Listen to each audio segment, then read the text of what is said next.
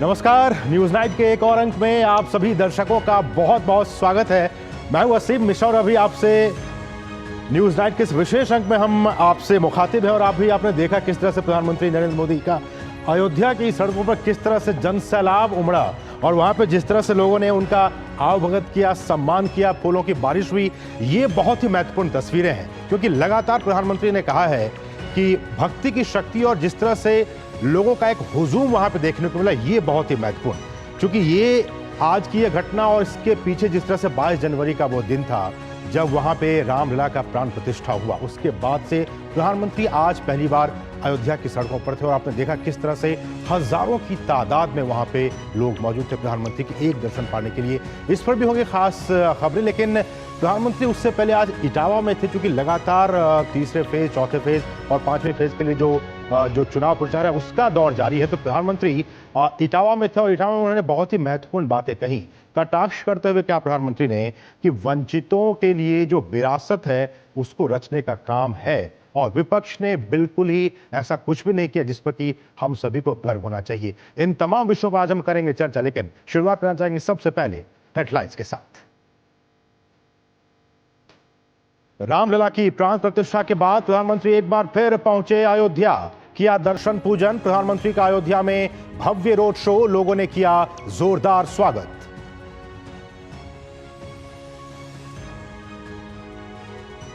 प्रधानमंत्री ने यूपी के इटावा और धौरहरा में की जनसभा। रामलला के प्राण प्रतिष्ठा समारोह में शामिल न होने के लिए सपा कांग्रेस पर साधा निशाना, कहा अपने बच्चों का भविष्य बना रहे हैं परिवारवादी।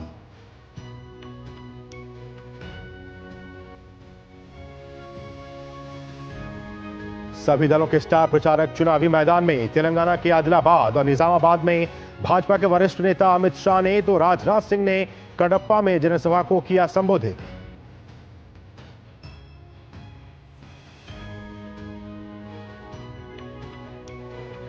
कांग्रेस अध्यक्ष मल्लिकार्जुन खड़गे ने पश्चिम बंगाल, कांग्रेस नेता राहुल गांधी ने तेलंगाना, टीएमसी प्रमुख ममता बनर्जी ने वीरभूम, सपा प्रमुख अखिलेश यादव ने कन्नौज में किया चुनाव प्रचार।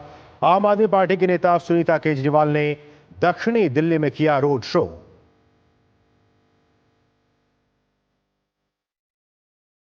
महाराणा प्रताप की प्रतिमा के अपमान को लेकर घिरी समाजवादी पार्टी। यूपी के मैनपुरी में कई सपा कार्यकर्ताओं पर मामला दर्ज। सीएम योगी ने सपा कार्यकर्ताओं के व्यवहार को बताया अति निंदनीय।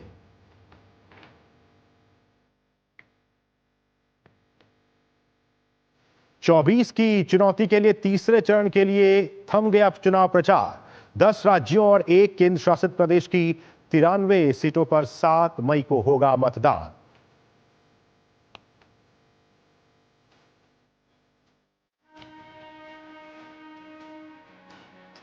हेमंत करकरे पर महाराष्ट्र विधानसभा में विपक्ष के नेता कांग्रेस के विजय वडेट्टीवार का विवादित बयान। भाजपा और शिवसेना ने की निंदा। जम्मू कश्मीर में हुए आतंकी हमले को कांग्रेस नेता चरणजीत सिंह चन्नी ने स्टंटबाजी करार दिया।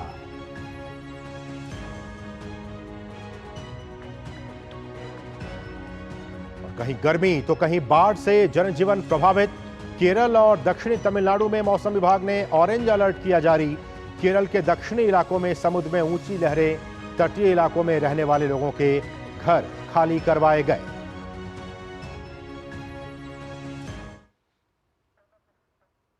और शुरुआत इस वक्त की बड़ी और अहम खबर के साथ। राम मंदिर प्राण प्रतिष्ठा कार्यक्रम के बाद पहली बार प्रधानमंत्री नरेंद्र मोदी अयोध्या पहुंचे। राम मंदिर में उन्होंने रामलला के दर्शन किए। पीएम मोदी ने रामलला की आरती करने के बाद साष्टांग उन्हें प्रणाम भी किया।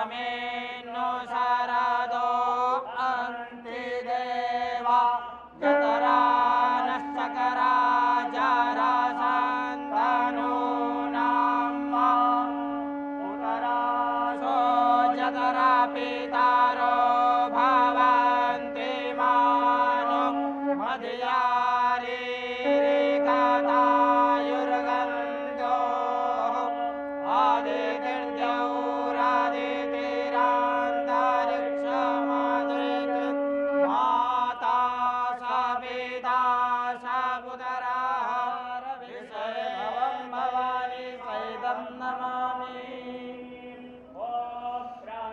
राजाय प्रसह्य साहिने नमो वयं वै श्रवणाय कुर्महे समे कामान् कामकामाय मह्यं कामेश्वरौ वै श्रवणो ददातु कुबेराय वै श्रवणाय महाराजाय नमः सर्वोहनाकं महिमानः सचान्दाय तरपूर्वे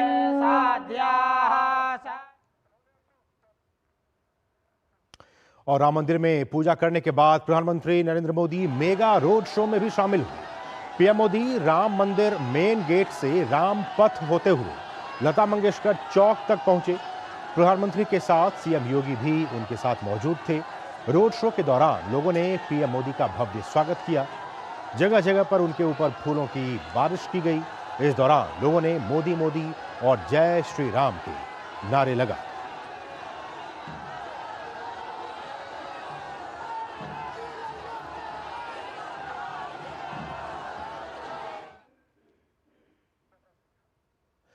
और लोकसभा चुनाव के तीसरे चरण का प्रचार थमने के बाद अब चौथे चरण के लिए चुनाव प्रचार तेज हो गया है। सभी पार्टियों के दिग्गज नेता बाकी बचे 4 चरणों के लिए पूरी ताकत झोंक रहे हैं और इसी कड़ी में प्रधानमंत्री नरेंद्र मोदी ने उत्तर प्रदेश के इटावा और धौरहरा में चुनावी जनसभाओं को संबोधित किया। इटावा की चुनावी रैली में प्रधानमंत्री ने सपा और कांग्रेस के परिवारवाद और वोट बैंक की राजनीति पर हमला किया। उन्होंने कहा कि साल 2014 में एक चाय वाले के बेटे ने परिवारवादियों द्वारा स्थापित कुप्रथा को तोड़ दिया था। इससे पहले सिर्फ परिवार के लोग ही पीएम बनते थे, लेकिन साल 2014 में एक गरीब मां का बेटा प्रधानमंत्री बना। यही वजह रही कि उनकी सरकार ने गरीबों की असुविधा, उनके दुख को समझा और वंचितों के लिए विरासत रचने का काम किया है। उन्होंने यह भी कहा कि कांग्रेस के नेता बीते लोकसभा चुनाव के दौरान मंदिर मंदिर जा रहे थे, लेकिन जब 500 साल बाद अयोध्या में प्रभु श्री राम मंदिर बना तो कांग्रेस ने निमंत्रण भी ठुकरा दिया। सपा कांग्रेस की खोटी नीयत का हिसाब बहुत लंबा है। आप याद कीजिए, 5 साल पहले कांग्रेस का शाही परिवार चुनाव के समय मंदिर मंदिर घूम रहा था। कोई कहता था इस कोने में मंदिर है, अरे बोलो चलो भाई। कांग्रेस के शहजादे ने तो कोट के ऊपर जनेऊ तक पहन लिया था, लेकिन इस बार मंदिर के दर्शन बंद। कोट के बाहर टंगा जनेऊ उतर गया। इतना ही नहीं, 500 साल बाद एक ऐतिहासिक पल आया। पूरा देश भव्य राम मंदिर बनने से खुश हुआ, लेकिन इन्होंने प्राण प्रतिष्ठा का निमंत्रण भी ठुकरा दिया। और प्रभु श्री राम के बाद प्रधानमंत्री ने लीलाधारी श्री कृष्ण पर भी कांग्रेस और सपा के दोहरे मापदंड पर हमला किया। उन्होंने कहा कि जब समुद्र के नीचे डूबी हुई द्वारका में भगवान कृष्ण को मोर पंख अर्पित कर पूजा की तो इसका भी विपक्षी दलों ने मजाक उड़ाया। इनको तो इतनी नफरत है। अभी मैं द्वारिका जी गया था गुजरात में, और आपको मालूम है पुरातत्वविद कहते हैं कि भगवान श्री कृष्ण की जो द्वारिका है वो समुद्र के नीचे डूबी हुई है। अब एक कांग्रेस के शहजादे को बड़ी परेशानी है कि कृष्ण क्यों पूजा करने के लिए नीचे गए क्यों।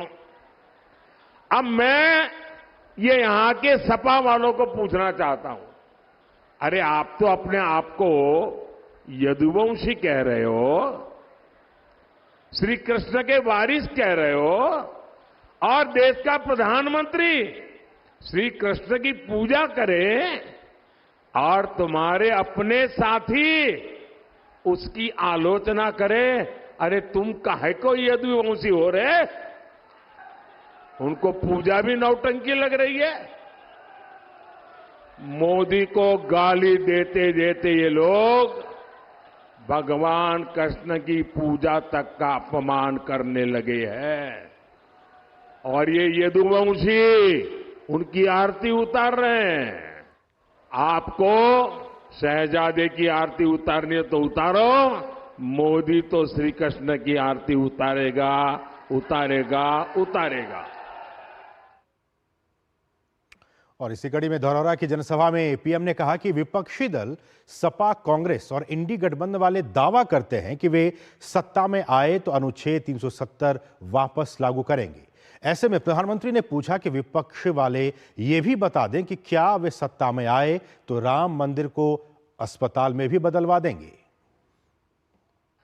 वो कह रहे हैं ये मोदी जो मुफ्त राशन दे रहा है, गरीबों का घर का चूल्हा जलता रहे, इसलिए मोदी की गारंटी है ये मुफ्त राशन योजना चालू रहेगी ताकि गरीब का घर का चूल्हा जलता रहे, गरीब का बच्चा भूखा नहीं सोना चाहिए।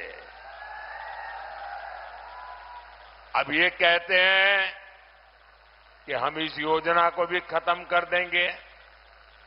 मोदी जो गरीबों को मुफ्त इलाज की योजना चलाता है, ये कहते ये भी खत्म कर देंगे। मोदी जो वंदे भारत ट्रेन चालू किया है, बोले वो भी बंद कर देंगे। मैं गोला गोकर्णनाथ की पवित्र भूमि और छोटी काशी की इस धरती से सवाल उठा रहा हूं। सपा कांग्रेस वालों, ये भी बता दो, क्या सत्ता में आए तो राम मंदिर को भी अस्पताल में परिवर्तित कर दोगे क्या? क्या काशी के विश्वनाथ कॉरिडोर जो बना है, क्या उस ऊपर भी बुलडोजर चला दोगे क्या? साथियों, बीते 10 वर्ष जो विकास कार्य हुए हैं, बहुत कुछ हुआ है, लेकिन मोदी इतना बड़े सपने लेके चलता है, इसलिए अब तक जो हुआ है ना, वो कितना ही अच्छा क्यों ना हो, लेकिन मोदी के लिए तो ट्रेलर है, ट्रेलर। और वहीं प्रधानमंत्री ने कहा कि उनकी सरकार ने बिना भेदभाव के पूरे देश में हर एक गरीब को पक्का घर, शौचालय और नल से जल का फायदा पहुंचाया है, जबकि विपक्षी सपा कांग्रेस तुष्टीकरण की राजनीति करते हैं। अब मुस्लिम समाज भी ये धोखेबाज राजनीति से इन सब वोट बैंक के ठेकेदारों से छिटक रहा है और इसलिए मुस्लिम वोट बैंक को बचाने के लिए ये लोग खुल करके नए खेल खेलने लगे हैं। खुले आम तुष्टीकरण करने के लिए निकले पड़े हैं। इन्होंने अपना घोषणा पत्र मुस्लिम लीग की छाप वाला घोषणा पत्र बना डाला है। साथियों, तुष्टीकरण की इसी कोशिश में ये लोग एक कदम और आगे बढ़ गए हैं। हमारे संविधान निर्माताओं ने, हमारे बाबा साहब आंबेडकर ने, इतना ही नहीं, खुद नेहरू जी ने 75 साल पहले जब संविधान बन रहा था तो साफ साफ कहा था कि भारत में धर्म के आधार पर आरक्षण नहीं होगा। लेकिन अब कांग्रेस और इंडी गठबंधन धर्म के आधार पर आरक्षण देने पर अड़े हुए हैं।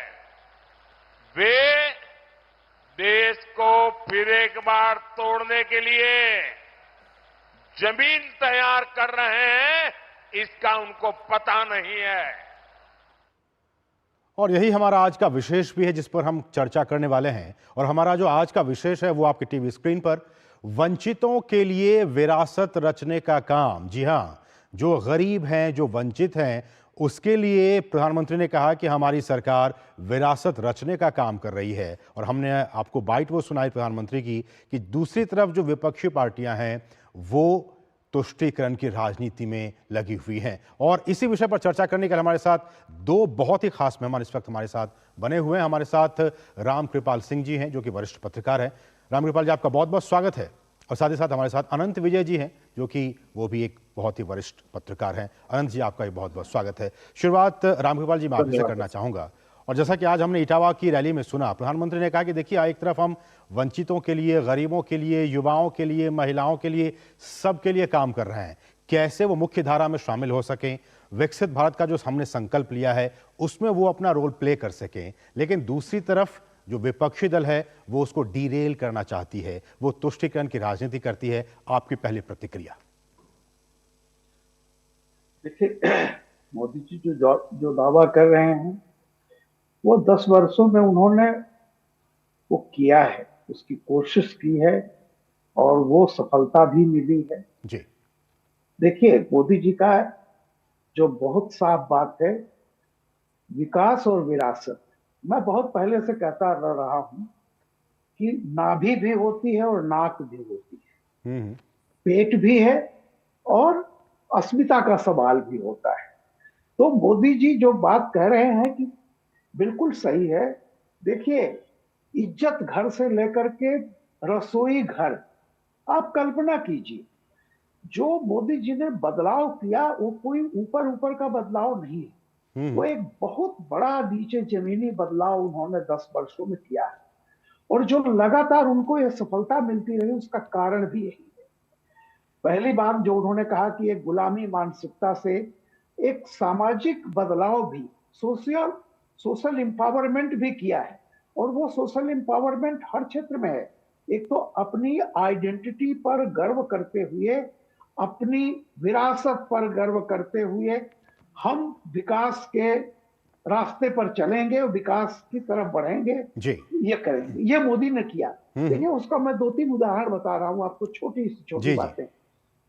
शहर में बैठे चैनलों पर डिबेट करने वाले इस बात को नहीं जानते। हमारे यहाँ पे एक प्रजासत्ताक युग में आप जानते हैं कि प्रॉपर्टी राइट्स महिलाओं को कहने के लिए बहुत बाद में हुआ है। कितने मकान महिलाओं के नाम पे थे, आप गांव में जाइए, आपको एक भी ऐसा नहीं मिलेगा। बिल्कुल, मोदी जी ने हजारों हजार साल के बाद एक परिवर्तन किया। मकान जो दिए उसमें 70% महिलाओं के नाम है। अब आप कल्पना कीजिए, जिसके पास झोपड़ी भी थी, जिसके पास झोपड़ी भी नहीं थी, उसको एक पक्का घर मिला। मैं कहता हूं, इज्जत घर से रसोई घर, और रसोई घर में राशन भी। इसीलिए रामकृपाल जी, मेरा यही, इसलिए मैं ये कहना चाह रहा हूं, अनंत विजय जी आपके पास आऊंगा, कि जिस बात का जिक्र रामकृपाल जी कर रहे हैं, जिस बात का जिक्र प्रधानमंत्री कर रहे हैं, वो यही कि पहले के दौर में आप चले जाइए, चुनाव कहीं ना कहीं कुछ दूसरी मसलों के इर्द गिर्द उलझा हुआ हम सब देखते थे और पाते थे, चाहे वो जाति की बात हो या फिर बाकी चीज़ों में। लेकिन प्रधानमंत्री बनने के बाद से ये जो एक सारा नैरेटिव चेंज हुआ कि देखिए अब चुनाव जो है वो सिर्फ और सिर्फ विकास के इर्द गिर्द ही होगा।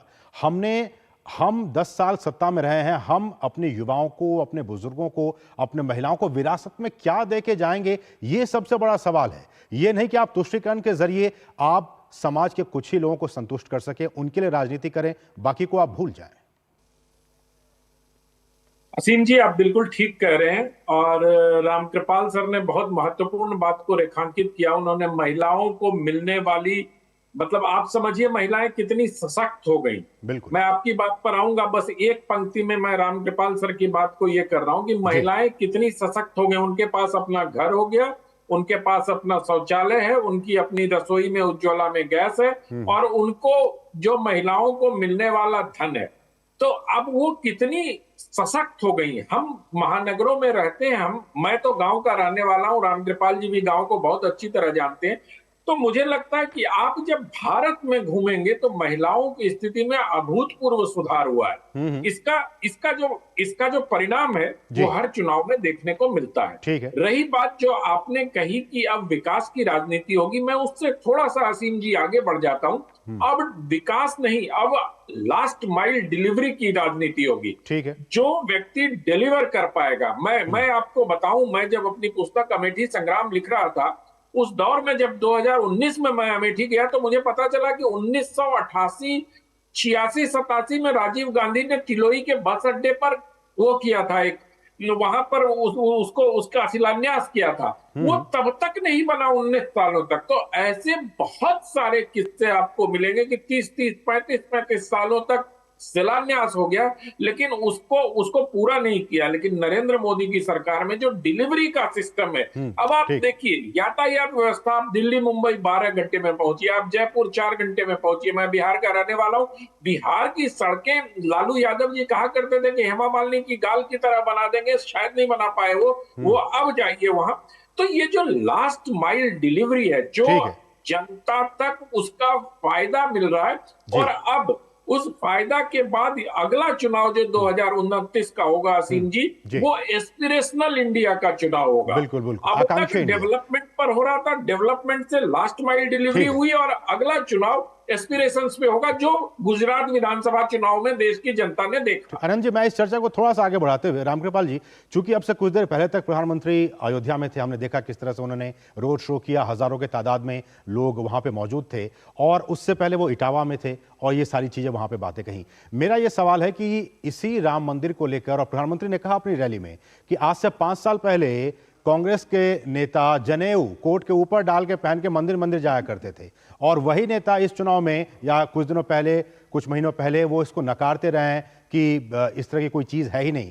तो प्रधानमंत्री ने उनसे पूछा, क्या आप, अगर आपकी सरकार आती है तो क्या आप वहां पे अस्पताल बनवा देंगे? तो ये जो दोहरा रवैया है, दोहरा मापदंड है विपक्ष का, कि जब आपको सत्ता पानी होती है तो आप जनेऊ पहन लेते हैं, जब आप इन चीजों से हटते हैं, जब चुनाव हो जाता है तो फिर आप इसको भूल जाते हैं। इसे आप कैसे देखते हैं? बिल्कुल, इससे मैं अगर एक बात आपको कहूं कि अपोजिशन कमजोर है, उससे फर्क नहीं पड़ता, ये कमजोर और मजबूत होते रहते हैं। लेकिन अपोजिशन की जो वैचारिक दरिद्रता है जी, वो झलक रही है।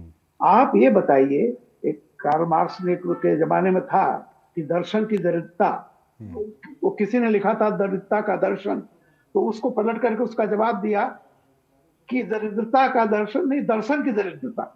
तो आप इन लोगों की जो मानसिक दरिद्रता है, अब आप सोचिए, कल तक 2014 में, 19 में सब जगह आप मंदिर मंदिर घूमते थे। राजीव गांधी जी ने 89 के चुनाव सभा में जाकर के खुद अयोध्या में कहा था कि हम राम राज्य लाएंगे। उन्होंने शिलान्यास करवाया था, आपको पता है, उन्होंने ताला खुलवाया था, सारी चीज की थी। और राहुल जी लगातार कोट के ऊपर जनेऊ पहन करके जाते थे सारे मंदिर। बिल्कुल। लेकिन जब राम मंदिर बन गया, और वो भी अदालत के आदेश पर हुआ है, बिल्कुल, उसके बाद से अगर आप देखिए तो कैसे कैसे तर्क गढ़े जा रहे हैं। आप न जाएं, आपकी मर्जी है, लेकिन आज जिस तरह से मोदी के वहां जाने पर जिस तरह का विमर्श वो करने की कोशिश की गई कि मोदी मंदिर में क्यों जा रहे हैं, नहीं जाना चाहिए। अरे भाई, 22 जनवरी को जिसने प्राण प्रतिष्ठा की हो इस देश के राम मंदिर में, बिल्कुल, प्रधानमंत्री अगर वो अयोध्या में जा रहा है तो मंदिर के दर्शन नहीं करेगा। बिल्कुल, सब जिस तरह की प्रतिक्रियाएं आ रही हैं, मैं तो हास्यास्पद लग रही हैं। बिल्कुल, और चूंकि हम रामकृपाल जी, हम चूंकि जो ग्राफिक्स दिखा रहे हैं उस पर एक कमेंट मैं चाहूंगा अनंत विजय जी आपसे, क्योंकि ये जो अयोध्या फैजाबाद है, और लगातार हमने देखा कि 2014 के चुनाव में भी वहां से बीजेपी जीत के आई। 2019 के चुनाव में भी बीजेपी के उम्मीदवार जीत के आए और अभी तक ऐसा रहा नहीं है, अगर आप मेरी जानकारी को दुरुस्त कर सकें, कि अब तक इस सीट से कोई हैट्रिक लगा सका हो। मुझे लगता है कि इस बार जिस तरह से उन्होंने देखा लल्लू सिंह को प्रधानमंत्री के साथ थे, क्या आपको लगता है कि इस सीट से एक बार फिर बीजेपी हैट्रिक लगाने की तैयारी में है? इस देश में प्रधानमंत्री के तौर पर भी एक ही व्यक्ति ने हैट्रिक लगाया था और वो इतिहास इस बार दोहराया जाएगा। बिल्कुल। तो मुझे लगता है कि लल्लू सिंह बहुत आराम से हैट्रिक लगाएंगे। मैं अयोध्या गया हूं और मैं अयोध्या बहुत जाता हूं जी। तो मुझे लगता है कि अयोध्या में जिस प्रकार से वहां विकास के कार्य हुए हैं और जिस प्रकार से मंदिर के कारण अयोध्या और उसके आसपास के क्षेत्रों में समृद्धि आई है, लोगों के पास रोजगार आए हैं, लोगों का जीवन स्तर ऊंचा हुआ है, जिस प्रकार से वहां हवाई अड्डा बनने से लोग मतलब क्षेत्र का ऐसा मतलब मैं तो 5 साल पहले की अयोध्या और अब की अयोध्या को याद करता हूं तो मुझे ऐसा लगता है कि वो अयोध्या तो बिल्कुल ही बदल गई। बिल्कुल आमूलचूल बदलाव हुआ है। बिल्कुल। और इसका फायदा लल्लू सिंह जी को मिलेगा। लल्लू सिंह जी ही जीतेंगे वहां से, ये तो मतलब आंख बंद करके कोई भी कह सकता है। लेकिन एक छोटी सी बात असीम जी, 1 मिनट का समय आप मुझे दे दीजिए। अभी मैं कहीं था तो प्रधानमंत्री की भाषा को लेकर चर्चा हो रही थी और एक व्यक्ति ने कहा कि अब तो चर्चा भैंस पर आ गई है। तो मुझे ऐसे लोगों को सिर्फ ये कहना है कि भैंस खोल लेना एक मुहावरा है, उसको भैंस पर चर्चा ले जाना मतलब प्रधानमंत्री भैंस पर चर्चा नहीं ले गए। उनको जो महानगरों में रहने वाले विशेषज्ञ हैं या पॉलिटिकल पंडित हैं उनको समझना पड़ेगा कि किस तरह गांव देहात के जो फ्रेजोलॉजी है, जो मुहावरे हैं कि भैंस खोल लेगा तुम्हारा, उस पर प्रधानमंत्री की पकड़ है। तो मुझे लगता है ऐसा समझना चाहिए और नरेंद्र मोदी के भाषणों में, रोड शो में इस तरह के शब्दों का या शब्द युगों का जो उपयोग होता है वो उनको विरोधी दलों पर एक बहुत बड़ा एज देता है। चलिए, बहुत बहुत शुक्रिया अनंत विजय जी हमारे साथ जुड़ने के लिए और रामकृपाल जी, आप दोनों ही मेहमानों का बहुत बहुत शुक्रिया इस चर्चा में शामिल होने के लिए। आप दोनों ही मेहमानों का बहुत बहुत शुक्रिया। बढ़ेंगे आगे, रुकेंगे एक बहुत ही छोटे से ब्रेक के लिए। आप देखते रहिए डीडी न्यूज।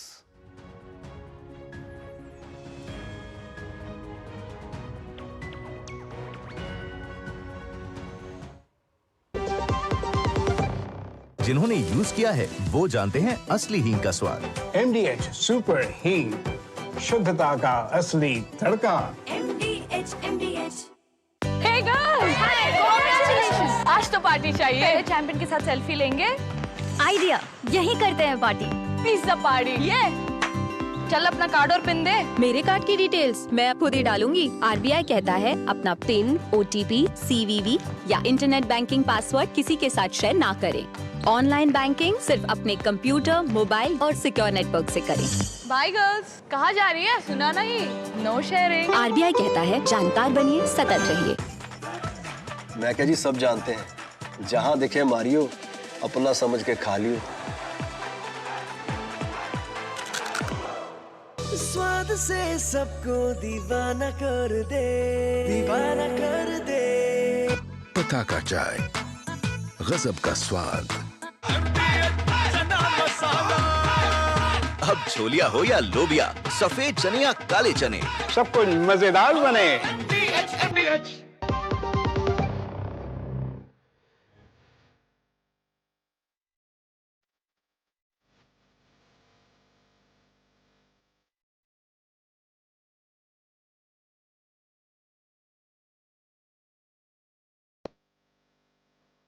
और ब्रेक के बाद आपका फिर से स्वागत है। लोकसभा चुनाव के तीसरे चरण का प्रचार थमने के बाद अब सबकी नजरें चौथे चरण के चुनाव प्रचार पर चली गई हैं। चुनाव प्रचार काफी तेज भी हो गया है और सभी पार्टियों के जो दिग्गज नेता हैं वो बाकी बचे जो 4 चरण हैं उनमें वो पूरी ताकत को झोंक रखे हैं। लोकसभा चुनाव में 400 पार के नारे के साथ उतरी बीजेपी लगातार जोर आजमाइश करती हुई नजर आ रही है और ऐसे में बीजेपी की जो तमाम दिग्गज नेता है वो एड़ी चोटी का जोर लगा रहे हैं और विपक्षी जो इंडी गठबंधन है उन पर भी निशाना साधते हुए नजर आ रहे हैं। इस रिपोर्ट को आइए सबसे पहले देखते हैं। लोकसभा चुनाव के लिए भाजपा ने प्रचार में पूरी ताकत झोंक दी है। भाजपा के वरिष्ठ नेता अमित शाह ने आंध्र प्रदेश और तेलंगाना में चुनाव प्रचार किया। आंध्र प्रदेश के धर्मावरम और तेलंगाना के आदिलाबाद और निजामाबाद में चुनावी जनसभा को संबोधित करते हुए उन्होंने कहा कि जगन रेड्डी के शासनकाल में आंध्र प्रदेश की विकास की गाड़ी पटरी से उतर गई। अमित शाह ने जगन रेड्डी के शासनकाल को तेलुगु भाषा के अस्तित्व के लिए खतरा बताया। जगन जी की जो सरकार है वो तेलुगु भाषा को समाप्त कर प्राइमरी एजुकेशन में अंग्रेजी लाना चाहती है। जगन जी की सरकार ने अपने करप्शन से पोलावरम प्रोजेक्ट को लगभग डिरेल कर दिया है। इस बीच भुवनेश्वर में भाजपा के राष्ट्रीय अध्यक्ष जेपी नड्डा ने ओडिशा विधानसभा चुनाव 2024 के लिए पार्टी का संकल्प पत्र यानी घोषणा पत्र जारी किया। ओडिशा में लोकसभा चुनाव के साथ 13 मई से 1 जून तक 4 चरणों में विधानसभा चुनाव होंगे। इस मौके पर महिला उत्पीड़न में ओडिशा नंबर 1 बताते हुए जेपी नड्डा ने कहा कि महिला उत्पीड़न में दुष्कर्म हत्या में बीजू जनता दल के नेता भी शामिल हैं। आज खेतों में पानी नहीं पहुंच रहा है, खेत बगैर पानी के हैं और ये 35% हमारा इरिगेटेड लैंड है। दिस हैज बीन एक्सपोज्ड, ये एक्सपोज हो चुका है। उसी तरीके से दुख के साथ कहना पड़ता है कि आज किसान की आय उड़ीसा की सबसे कम है। लोएस्ट इनकम किसान की है तो कहीं और नहीं, वो उड़ीसा की है। और सबसे ज़्यादा पलायन भी, माइग्रेशन भी अगर हो रहा है वह सबसे ज़्यादा उड़ीसा में हो रहा है। भाजपा के वरिष्ठ नेता राजनाथ सिंह ने आंध्र प्रदेश में चुनावी रैली को संबोधित किया और कांग्रेस द्वारा पीवी नरसिम्हा राव को उचित सम्मान नहीं देने का मुद्दा उठाया। उन्होंने कहा कि पीवी नरसिम्हा राव को जो सम्मान मिलना चाहिए था, कांग्रेस ने उन्हें वो सम्मान कभी नहीं दिया। तेलुगु विड्डा के नाम से इसी आंध्र प्रदेश की धरती पर पैदा हुए, आंध्र प्रदेश की मां के कोख से पैदा हुए पीवी नरसिम्हा राव जी भारत के प्रधानमंत्री थे। उन्हें पूरा सारे देश में सम्मान प्राप्त है, लेकिन कांग्रेस ने जो सम्मान उन्हें दिया जाना चाहिए नहीं दिया। और उस तेलुगु विड्डा को सम्मान देने का काम यदि किसी ने किया है तो हमारी सरकार ने किया है और भारत रत्न से उन्हें हमने सम्मानित किया है। इंदौर लोकसभा सीट से पूर्व कांग्रेस प्रत्याशी अक्षय कांति बम ने बीजेपी में शामिल होने के बाद कांग्रेस पर गंभीर आरोप लगाए। लोकसभा का चुनाव हमेशा नीति का होता है और पार्टी का होता है और पार्टी के संगठन का होता है और पार्टी के कार्यकर्ता का होता है, लेकिन एक सीरीज ऑफ एक्शन चल रही थी। उस सीरीज ऑफ एक्शन ने मेरा मन पलटा कि मुझे अपना नामांकन का फॉर्म वापस उठाना चाहिए। इसी कड़ी में लोकसभा चुनाव 2024 के तीसरे चरण से पहले ही आम आदमी पार्टी को भी झटका लगा है। आम आदमी पार्टी के हरियाणा सह प्रभारी दिनेश प्रताप सिंह समेत कई अन्य आप नेता बीजेपी में शामिल हो गए। तो ये तो हुई बात जो किस तरह से एनडीए अपने चुनाव प्रचार में लगी हुई है, लेकिन अगर मैं इंडी गठबंधन की बात करूं तो विपक्षी पार्टियों की तरफ से भी चुनाव प्रचार का काम जो है वो काफी जोर शोर से चल रहा है। एक तरफ जहां कांग्रेस की तरफ से मल्लिकार्जुन खड़गे वो चुनाव प्रचार में लगातार लगे हुए हैं, तो वहीं आरजेडी की तरफ से वहां उनके नेता तेजस्वी यादव भी चुनाव प्रचार में लगे हुए हैं और टीएमसी की तरफ से ममता बनर्जी ने भी जो उनके मतदाता हैं उनको लुभाने की वो लगातार कोशिशों में लगी हुई है। इस रिपोर्ट को आइए देखते हैं। लोकसभा चुनाव के लिए प्रचार अपने चरम पर है। कांग्रेस के राष्ट्रीय अध्यक्ष मल्लिकार्जुन खड़गे ने पश्चिम बंगाल के सजापुर में जनसभा को संबोधित किया। खड़गे ने कांग्रेस के पक्ष में मतदान की अपील की, तो वहीं कांग्रेस नेता राहुल गांधी ने तेलंगाना के आदिलाबाद में एक चुनावी सभा को संबोधित करते हुए कहा कि केंद्र में उनकी सरकार बनने पर आदिवासियों और मनरेगा मजदूरों को उनका हक दिया जाएगा। पंडित जवाहरलाल नेहरू जी ने एक बात कही थी, मैं यहाँ पर उसका जिक्र करता हूँ। उन्होंने कहा था, देश की रक्षा, देश की उन्नति, देश की एकता ये हम सबका राष्ट्रीय धर्म है। किसने कहा? पंडित जवाहरलाल नेहरू जी ने कहा। हम आपको आदिवासी कहते हैं। आदिवासी का मतलब वो लोग जिनका पहला अधिकार, जमीन पर पहला अधिकार है। आपको आज यहाँ मनरेगा में 250 रुपए मिलता है। हमारी सरकार आएगी तो हम 400 रुपए मनरेगा में दे देंगे। और आशा और आंगनवाड़ी में जो महिलाएं काम करती हैं, आपकी आमदनी हम दुगनी करने जा रहे हैं। बिहार के पूर्व उप मुख्यमंत्री और आरजेडी नेता तेजस्वी यादव ने भाजपा पर निशाना साधते हुए कहा कि 10 साल में बिहार के लिए कुछ भी नहीं किया। तो वहीं दिल्ली में नई दिल्ली लोकसभा सीट से आम आदमी पार्टी उम्मीदवार सोमनाथ भारती ने कहा कि भाजपा को भ्रष्टाचार पर बोलने का कोई अधिकार नहीं है। हम नौ पीढ़ी के लोग जो हैं आजकल काम की बात कर रहे हैं, तो मोदी जी को भी अपने काम के बारे में बात करना चाहिए, लोगों के ध्यान के लिए उन्होंने क्या किया, ज्ञान की बातें करनी चाहिए। किस प्रकार से भाजपा ने इस प्रकार की हरकतें की हैं कि उनको हक नहीं है करप्शन पे बोलने का। उसका इंटरेस्ट करप्शन ठीक करने में नहीं है, उसका इंटरेस्ट करप्ट को अपनी पार्टी में लाने में है। पश्चिम बंगाल के बीरभूम में मुख्यमंत्री ममता बनर्जी ने एक बार फिर संदेश खाली की घटना को पैसे देकर सजाया गया करार दिया। तो वहीं नादिया के कृष्णनगर में टीएमसी के राष्ट्रीय महासचिव अभिषेक बनर्जी ने कहा, संदेश खाली बंगाल के लोगों को अपमानित करने के लिए ये किया गया। तो वहीं तेलंगाना की सिकंदराबाद लोकसभा सीट से बीआरएस उम्मीदवार थेगुल्ला पद्मा राव ने घर घर जाकर चुनाव प्रचार किया। Bureau report, DD news. और राम मंदिर प्राण प्रतिष्ठा कार्यक्रम के बाद पहली बार पीएम मोदी अयोध्या पहुंचे। आज राम मंदिर में उन्होंने रामलला के दर्शन किए। पीएम मोदी ने रामलला की आरती करने के बाद साष्टांग प्रणाम किया। प्रधानमंत्री ने अपने सोशल मीडिया अकाउंट पर इसे साझा भी किया है।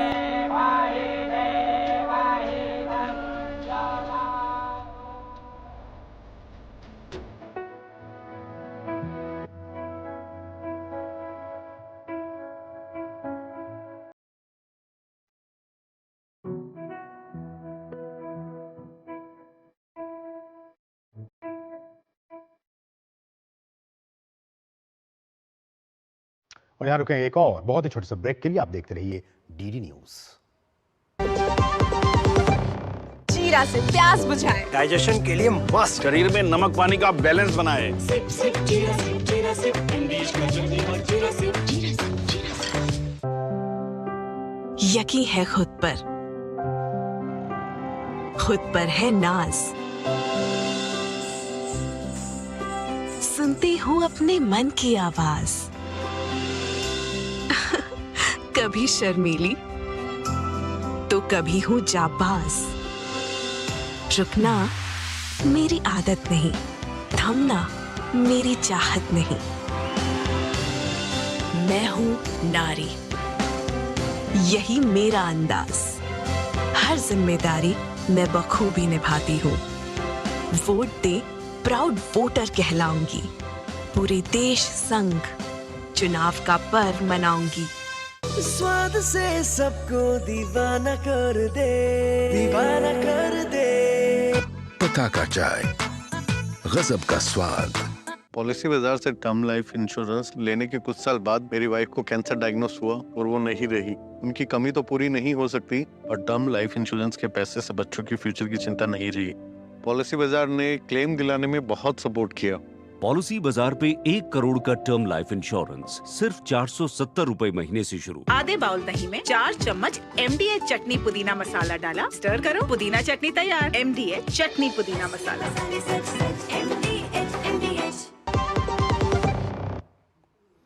और ब्रेक के बाद आपका फिर से स्वागत है। बढ़ेंगे आगे। लोकसभा चुनाव के तीसरे चरण में 11 राज्यों और केंद्र शासित प्रदेशों की 93 सीटों पर 7 मई को होने वाले मतदान के प्रचार का शोर आज शाम थम गया। सभी दलों के दिग्गज नेताओं ने प्रचार के दौरान पूरी ताकत झोंकी और इस चरण में केंद्रीय गृह मंत्री अमित शाह और मध्य प्रदेश के पूर्व मुख्यमंत्री शिवराज सिंह चौहान और दिग्विजय सिंह समेत कई दिग्गजों की किस्मत का फैसला होना है।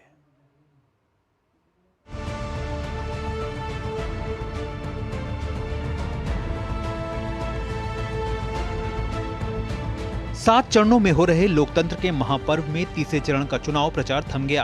प्रचार का शोर थमने के बाद अब उम्मीदवार घर घर जाकर लोगों से संपर्क साध रहे हैं। प्रचार के अंतिम दिन भी सभी दलों के दिग्गजों ने प्रचार में पूरी ताकत झोंकी।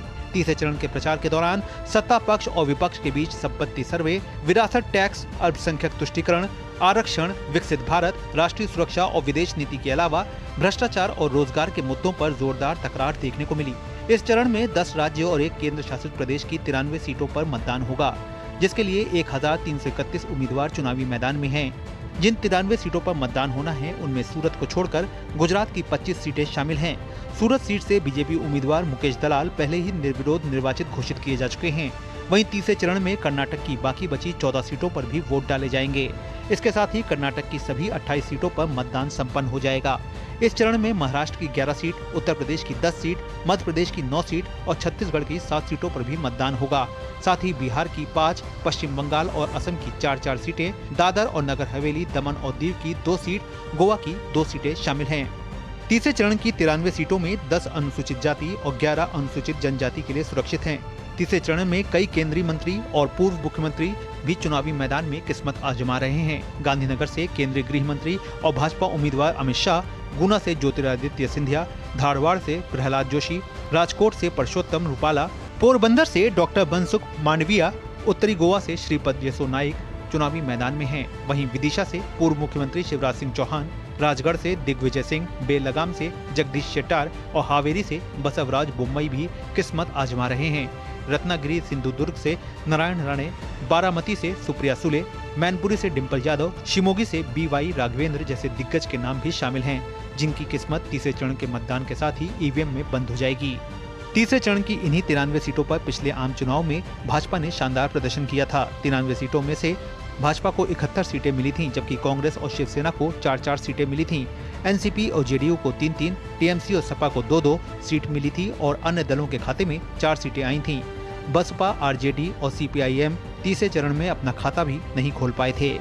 तीसरे चरण में मध्य प्रदेश की बैतूल सीट से किस्मत आजमा रहे 8 उम्मीदवार भी शामिल हैं। यहां दूसरे चरण में मतदान होना था, लेकिन BSP उम्मीदवार के निधन के बाद मतदान को स्थगित कर तीसरे चरण में कर दिया गया।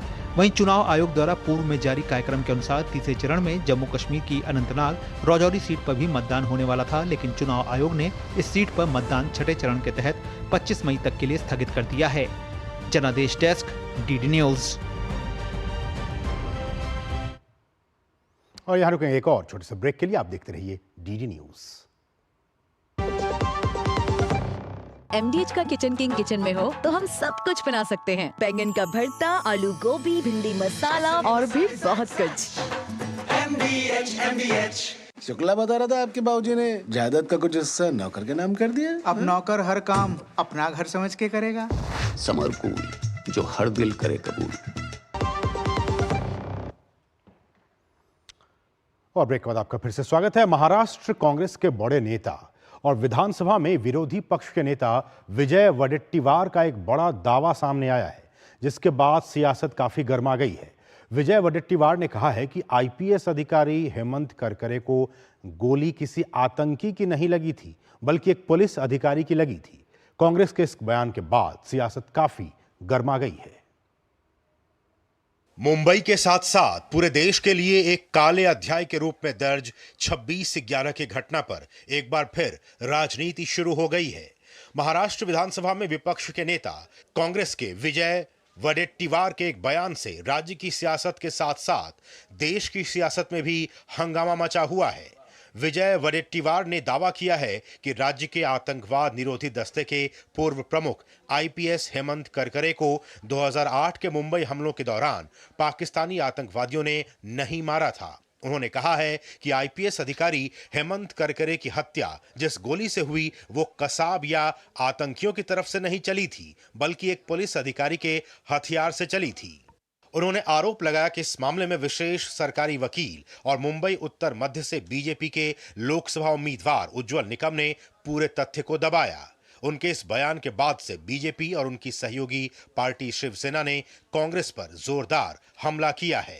कांग्रेस पार्टी आज राष्ट्र नीति और राष्ट्र सुरक्षा जैसे मुद्दे पर भी आज जिस प्रकार से वोट बैंक की राजनीति कर रही है, ये उनके असली चेहरे को दिखाता है कि मोदी विरोध में और बीजेपी विरोध में उतरते उतरते आज कांग्रेस पार्टी ने पाकिस्तान को भी क्लीन चिट दे दिया है और इसीलिए पाकिस्तान लगातार कांग्रेस पार्टी के समर्थन में उतर रहा है, ये आज स्पष्ट है। As a country, we must stand together when there is a terror attack on Indian soil.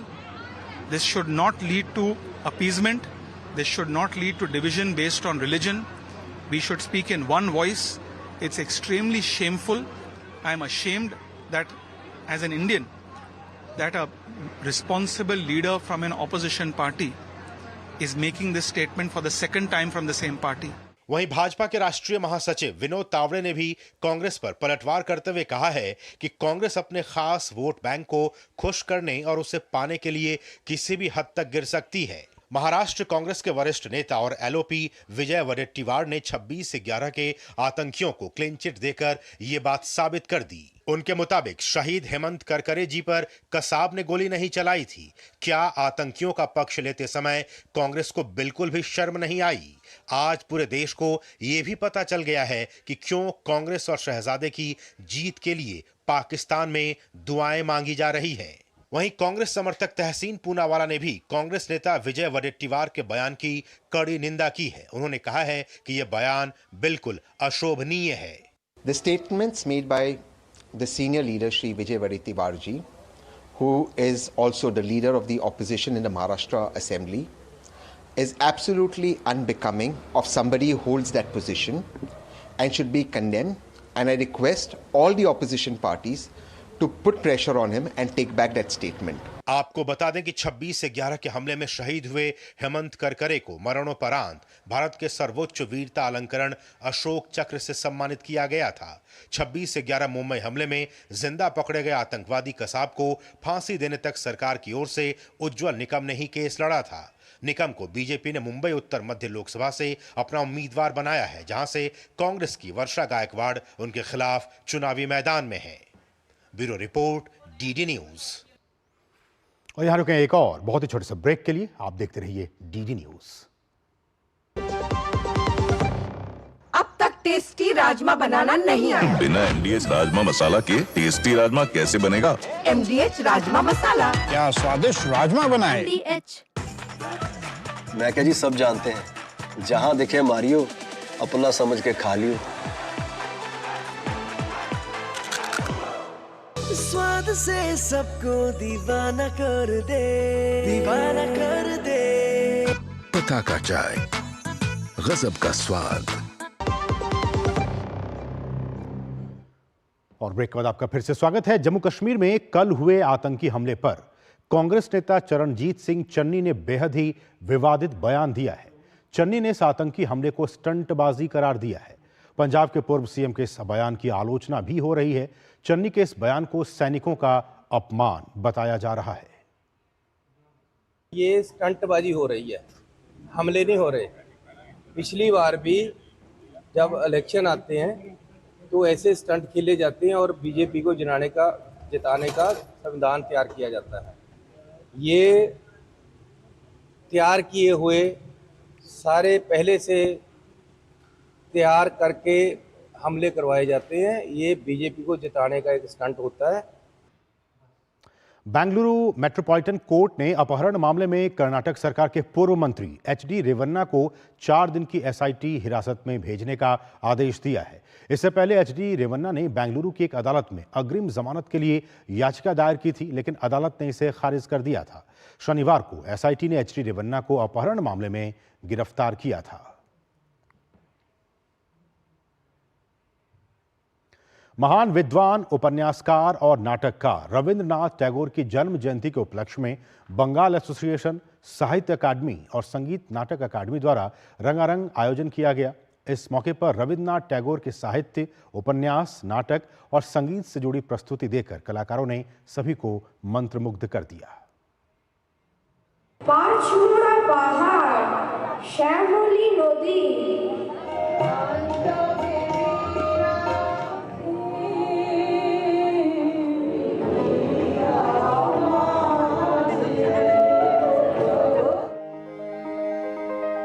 Bharat के पहले नोबेल पुरस्कार विजेता रविंद्रनाथ टैगोर की जयंती दिल्ली के साहित्य अकादमी परिसर में धूमधाम से मनाई गई। इस मौके पर बच्चों से लेकर हर उम्र के कलाकारों ने अपनी अपनी प्रस्तुति देकर गुरु रविंद्रनाथ टैगोर को याद किया। सांस्कृतिक कार्यक्रमों की श्रृंखला में सुर, संगीत और नृत्य का सुंदर समन्वय कलाकारों की प्रस्तुति में देखने को मिला। एक के बाद एक गुरु रविंद्रनाथ के जीवन वृत्त और कृति पर केंद्रित प्रस्तुति ने सभी को मंत्रमुग्ध कर दिया। नन्हे कलाकारों ने गुरु रविंद्रनाथ टैगोर का लिखा मशहूर नाटक अमल ओदोईवाला के माध्यम से सामाजिक संदेश दिया, तो वहीं संस्कृति की सौंधी महक से स्कूली बच्चों ने कार्यक्रम को महकाया। मशहूर लेखिका तस्लीमा नसरीन ने कहा कि न केवल भारत बल्कि बांग्लादेश में भी गुरु रविंद्रनाथ टैगोर को याद किया जाता है और उनकी जयंती मनाई जाती है। Tagore's philosophy will encourage people to become more humanist, more secular, and more non-communal and बहुत loving and caring person. बच्चों को गुरु रविंद्रनाथ टैगोर के आदर्शों से जोड़ने के लिए आयोजकों ने गुरु रविंद्रनाथ के पोर्ट्रेट मेकिंग का नया आयाम जोड़ा। प्रभात फेरी के साथ शुरू हुए रंग बिरंगे इस आयोजन में साहित्य, कला और संस्कृति का अनूठा संगम देखने को मिला, जिसमें 250 से ज्यादा कलाकारों ने 100 से ज्यादा प्रस्तुतियां देकर गुरु रविंद्रनाथ टैगोर को याद किया। डीडी न्यूज के लिए संध्या शर्मा की रिपोर्ट। और अब बात भीषण गर्मी की, लू की। देखिए, देश के कुछ इलाकों में इन दिनों बहुत ही भीषण गर्मी पड़ रही है। ओडिशा में पिछले 2 सप्ताह से भीषण गर्मी पड़ रही है और कई इलाकों में पारा 40 डिग्री सेल्सियस से ऊपर चला गया है। भुवनेश्वर और कटक जैसे शहर अभी भी लू की चपेट में हैं। राज्य में अब तक आधिकारिक तौर पर लू से 2 लोगों की मौत की पुष्टि भी हो चुकी है। वहीं स्कूलों को बंद करने का आदेश भी दिया गया है और छात्र ऑनलाइन क्लासेस ले रहे हैं। सरकार ने सुबह 11 बजे के बाद मजदूरों को खुले में काम करने पर रोक लगा दी है। अनुमान है कि 7 मई से अधिकांश स्थानों पर हालात काफी बेहतर हो जाएंगे।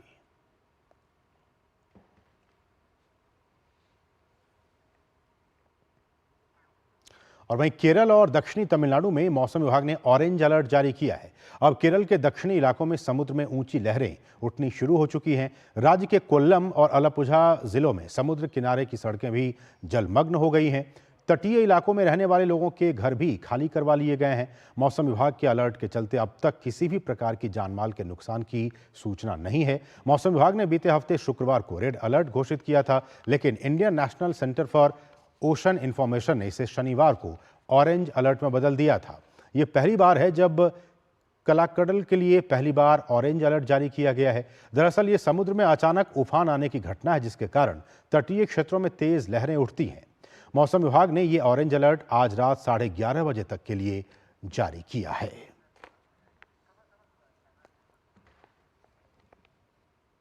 तो इसके साथ ही न्यूज नाइट के आज के संग में बस इतना ही। मुझे और हमारी पूरी टीम को दीजिए अनुमति।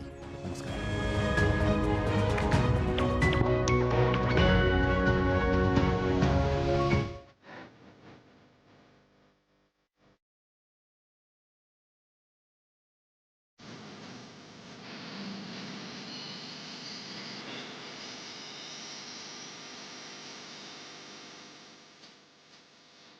न्यूज नाइट के प्रायोजक थे MDH, बढ़िया है, शुद्ध है। MDH मिर्ची, धनिया, हल्दी, असली मसाले, सच। MDH